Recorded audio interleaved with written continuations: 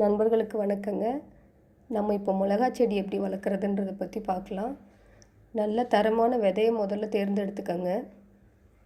அதுக்கப்புறம் மண் கலவை, செம்மண், மணல், 1 பங்கு வேப்பம் புண்ணாக்கு, 1 பங்கு மண்புழு உரம், 1 பங்கு மாட்டு எரு, 1 பங்கு கம்போஸ்ட் உரம், இது எல்லாத்தையும் மொத்தமாக சேர்ந்து நல்லா மிக்ஸ் பண்ணிக்கோங்க. அதுக்கப்புறம் விதைங்களை ரொம்ப ஆழமாக போடாமல் மேலோட்டமாக போட்டுட்டு மண் அப்படி மேலாப்பில் போட்டு மூடி விடுங்க.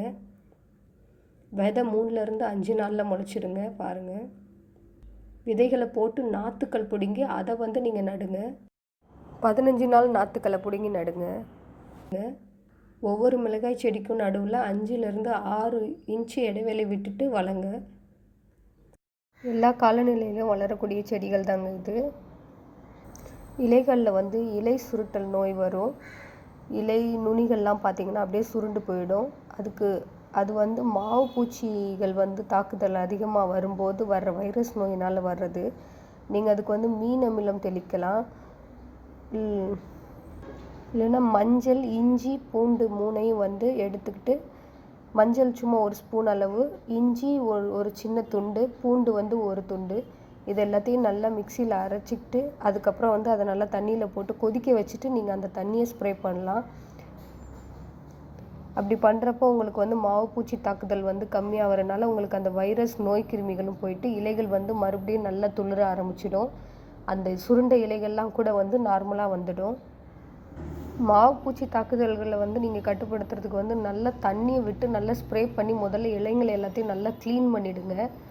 க்ளீன் பண்ணிவிட்டு அதுக்கப்புறம் வேப்பெண்ணெயை தண்ணியில் கலந்து காதி சோப்பு இல்லைன்னா சாதாரணமாக நம்ம வீட்டுக்கு யூஸ் பண்ணுற சோப்பு எதையாவது நல்லா தண்ணியில் நல்லா கலக்கிட்டு அதை நல்லா நீங்கள் ஸ்ப்ரே பண்ணுங்கள்.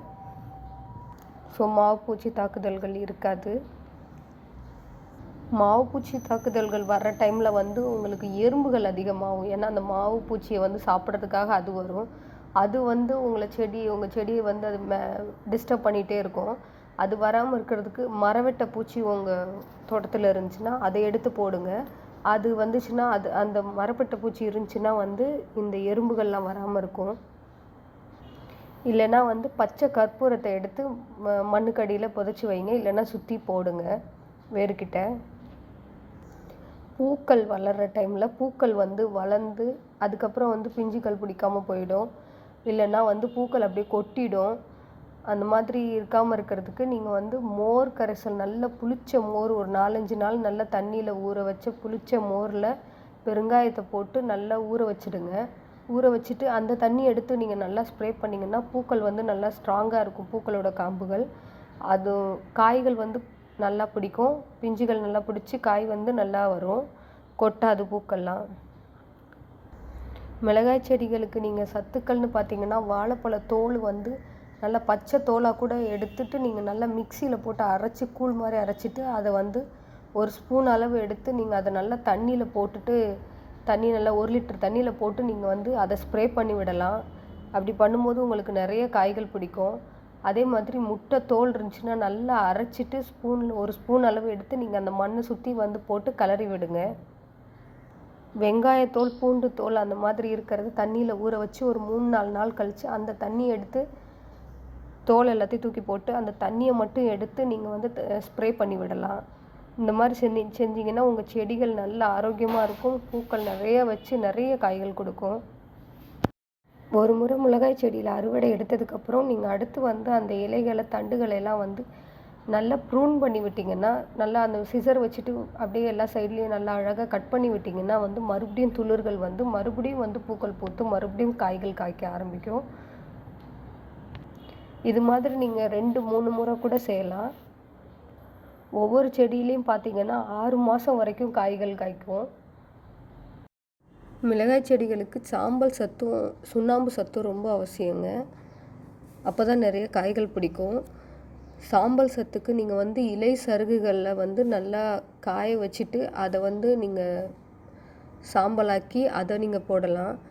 அப்படி இல்லைன்னா காய்கறிகள் அந்த மாதிரி காய்ஞ்ச காய்கறிகள் அந்த மாதிரி அதெல்லாம் நீங்கள் நல்லா தூள் பண்ணிவிட்டு அதெல்லாம் போடலாம்.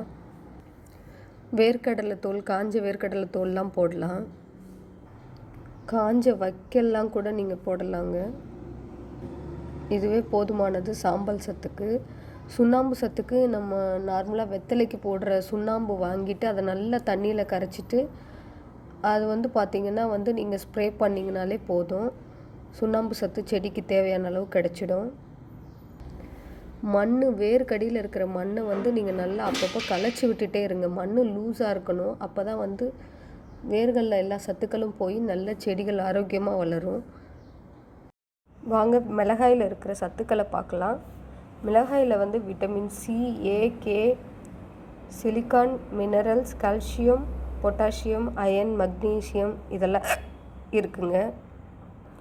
விட்டமின் சி வந்து நோய் எதிர்ப்பு அதிகரிக்குது, நோய் தொற்றுக்கள் வராமல் பாதுகாத்துக்குது, ஜீரண சக்தி அதிகரிக்குதுங்க, இதய துடிப்பை சீராக்குது. இதில் இருக்கிற மினரல்ஸ் வந்து இரத்த அழுத்தம் வராமல் பாதுகாக்குது. ஹீமோக்ளோபின்ஸை வந்து சுரக்கிறதுக்கு இது வந்து ஹெல்ப்ஃபுல்லாக இருக்குது. சுகர் பேஷண்ட் வந்து இதை உணவில் சேர்த்துக்கிறப்போ வந்து ரத்தத்தில் இருக்கிற சுகர் வந்து கண்ட்ரோல் ஆகுது. இதில் இருக்கிற சிலிக்கான் சத்துக்கள் வந்து தலையில் வந்து இரத்த ஓட்டத்தை அதிகப்படுத்தி முடி வளர்ச்சியை தூண்டுது, நரைமுடிகள் வராமல் பாதுகாக்குது. உடலுக்கு தேவையான மெட்டபாலிசத்தை வந்து இது அதிகப்படுத்துதுங்க. உடல் எடையை குறைக்குது, கலோரிஸை நல்லா பர்ன் பண்ணுது. இதில் இருக்கிற விட்டமின் ஏ வந்து கண்ணுக்கு ரொம்ப நல்லது, கண் பார்வையை வந்து ரொம்ப தெளிவாக்குது. விட்டமின் கே வந்து இரத்த உறைதலுக்கு வந்து உதவுது. வெட்டுக்காயத்தினால் ஏற்படக்கூடிய இரத்த ஓட்டத்தை வந்து இது குறைக்குது. இதில் இருக்கிற கால்சியம் வந்து எலும்புகளை வந்து உறுதியாக வச்சுக்குது. இதில் இருக்கிற தீமைகள் என்னென்னா, மிளகாயை வந்து அதிகமாக எடுத்துக்கிட்டிங்கன்னா கேன்சர் வருங்க, அல்சர் வருங்க. ஸோ மிளகாயை வந்து ரொம்ப கம்மியாக யூஸ் பண்ணுங்கள் குழம்புல. இவ்வளோ சத்து மிக்க காய்கறிகளை கண்டிப்பாக உணவில் சேர்த்துக்குங்க. நம்மளோட வீட்டில் இயற்கையான முறையில் வளர்த்து அந்த காய்கறிகளை நம்ம சமைச்சு சாப்பிடும்போது நம்ம உடம்புக்கும் நல்லது, மனசுக்கு ரொம்ப சந்தோஷமாக இருக்கும். அவ்வளோதான் ஃப்ரெண்ட்ஸ். இந்த வீடியோ பிடிச்சிருந்தா லைக், ஷேர், கமெண்ட் பண்ணுங்கள். கண்டிப்பாக மறக்காமல் சப்ஸ்கிரைப் பண்ணுங்கள். Thank you friends.